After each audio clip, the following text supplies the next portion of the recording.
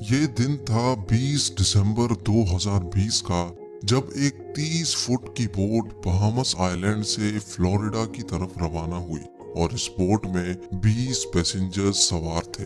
क्योंकि इस बोट ने बहामस से फ्लोरिडा का सफर पहले भी कई बार तय किया था, इसी वजह से ये सफर भी इनके लिए बिल्कुल नॉर्मल था। लेकिन बीच समंदर में इस बोट के साथ आखिर क्या वाकया पेश आया था? इनको समंदर निगल गया या ये किसी तूफान का शिकार हुए? अगर सिर्फ कोई इंफॉर्मेशन थी तो वो ये थी कि बहामस आइलैंड से ये बोट बिल्कुल ठीक ठाक हालत में निकली थी। लेकिन इस इंफॉर्मेशन के अलावा एक और इंफॉर्मेशन भी थी, और वो ये थी कि इस बोट को बरमूदा ट्रायंगल से क्रॉस करके गुजरना था। जब अमेरिकन कोस्ट गार्ड्स को इस बात का इल्म हुआ तो एक सर्च ऑपरेशन कंडक्ट किया गया, जो समंदर के उस हिस्से में पूरे 4 दिन और 4 रातों तक चलता रहा। लेकिन मजाल है कि उस बोट का एक भी हिस्सा मिला हो। लेकिन हम सब ने बरमूदा ट्रायंगल की कई स्टोरी सुन रखी है। बरमूदा ट्रायंगल समंदर का एक बहुत बड़ा हिस्सा है जो असल में अटलांटिक ओशन में पाया जाता है। ये ट्रायंगल फ्लोरिडा से बरमूदा आइलैंड और फिर पोर्टो रिको से होकर वापस फ्लोरिडा पर खत्म होता है। इस बनने वाले ट्रायंगल का एरिया 8 लाख स्क्वायर किलोमीटर के बराबर है, यानी ये ट्रायंगल पाकिस्तान और टर्की से भी ज्यादा बड़ा है, जिसको कभी बरमूदा ट्रायंगल तो कभी डेविल्स ट्रायंगल भी कहा जाता है। ये ट्रायंगल अपने मिस्टीरियस फिनोमेना की वजह से पूरी दुनिया में बदनाम है, जहां से गुजरते वक्त शिप्स और एयरप्लेन्स का कांटेक्ट अपनी बेस स्टेशन से अचानक टूट जाता है और वो हमेशा हमेशा के लिए गायब हो जाते हैं। अभी तक शिप्स और एयरप्लेन्स की एक बहुत बड़ी तादाद इस ट्रायंगल में गुम हो चुकी है। आज तक इनमें से सिर्फ चंद शिप्स और एयरप्लेन्स का मलबा रिसर्चर्स को समंदर के बॉटम से मिला है, लेकिन वो भी उस जगह से नहीं जहां वो आखिरी बार रेडार पे शो हुए थे। जबकि दूसरों का तो ना मलबा मिला और ना ही इनके अंदर मौजूद लोगों का आज तक किसी को पता चल सका है। समंदर के इस हिस्से में ताकतवर वोर्टेक्स पाया जाता है या फिर यहाँ सी मॉन्स्टर्स और एलियंस का बसेरा है। आखिर बरमूदा ट्रायंगल में कुछ तो एबनॉर्मल जरूर है, जिसकी वजह से ना तो ये बड़ी से बड़ी कार्गो शिप्स को छोड़ता है और ना ही किसी जहाज को। यहाँ पेश आने वाली एबनॉर्मल एक्टिविटीज का एक्चुअल रीजन साइंसदानों को आखिरकार मिल चुका है। ये मामला शुरू हुआ था 1945 में, जब यूएस नेवी के 5 टॉर्पीडो बॉम्बर एयरक्राफ्ट्स एक मिशन पर निकले थे। उन 5 एयरक्राफ्ट्स में बैठे 14 लोगों के लिए ये बिल्कुल रूटीन प्रैक्टिस थी। लेकिन बरमूदा ट्रायंगल के एरिया में आते ही यूएस नेवी के रडार से वो 5 बॉम्बर तैयारे अचानक गायब हो गए, और वो भी एक साथ। क्योंकि उस वक्त वर्ल्ड वॉर 2 को खत्म हुए सिर्फ चंद महीने ही गुजरे थे, इसी वजह से यूएस नेवी का शक था कि शायद किसी दुश्मन ने उनके जहाजों को गिरा दिया है। उनकी तलाश में एक और नेवी एयरक्राफ्ट भेजा गया, लेकिन हैरत अंगेज तौर पे वो भी बरमूदा ट्रायंगल के एरिया में आते ही रडार से गायब हो गया। और इस तरह ना ही कभी उन 5 बॉम्बर एयरक्राफ्ट्स का और ना ही उस रेस्क्यू जहाज का कभी पता चल सका। यही वो वाकया था जिसके बाद दुनिया भर में बरमूदा ट्रायंगल को खौफ की निगाहों से देखा जाने लगा। लेकिन इस वाक़े से तकरीबन 10 साल पहले कुछ ऐसा ही सीन एक और जहाज के साथ हुआ था, लेकिन खुशकिस्मती से वो अपनी जान बचाने में कामयाब हो गए थे। 19 साला ट्विंस जॉर्ज और डेविड रॉथस्चाइल्ड अमेरिकन नेवी में ऑफिसर्स थे। अचानक इनको अपने वालिद की मौत की खबर मिली तो इनको एक प्राइवेट एयरक्राफ्ट में बैठकर अपने होम टाउन जाना पड़ा।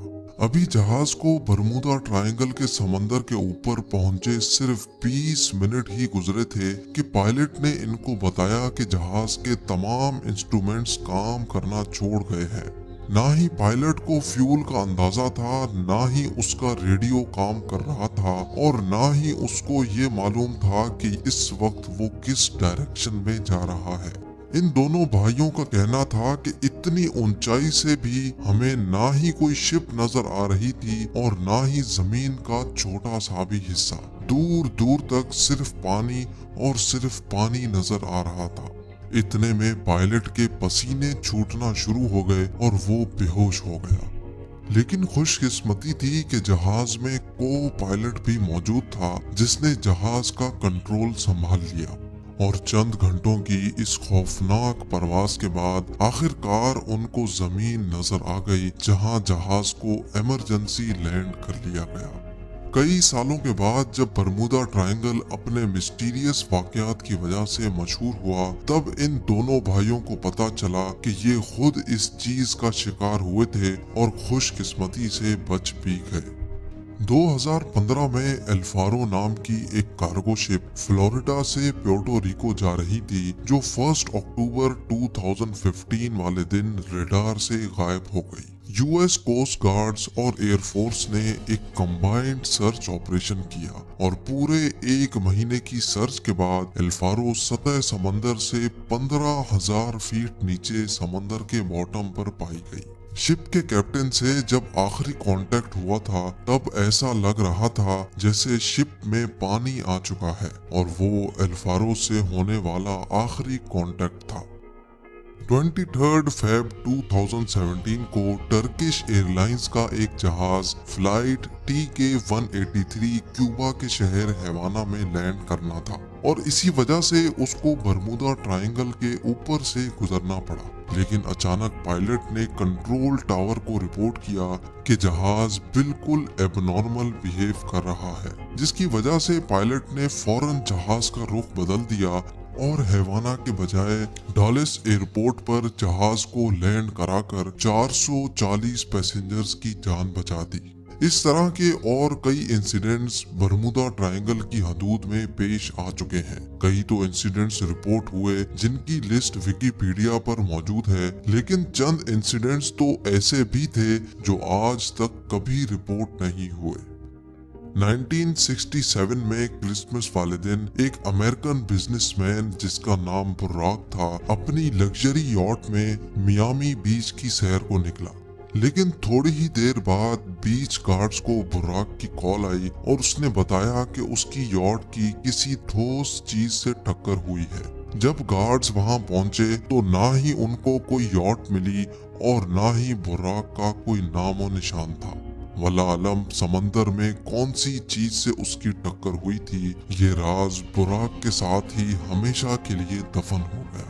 बरमूदा ट्रायंगल की रोंगटे खड़े करने वाली मिस्ट्रीज हर नए वाक़े के बाद एक बार फिर से लोगों के जहनों में ताज़ा हो जाती हैं और हर बार की तरह इस मिस्ट्री का जवाब तलाश करने के लिए साइंसदानों की खोज एक बार फिर से शुरू हो जाती है। लेकिन इस बार साइंसदानों ने कुछ ऐसे ठोस सबूत तलाश किए हैं जिससे जाहिर होता है कि शायद वाकई ये मिस्ट्री अब सॉल्व हो चुकी है।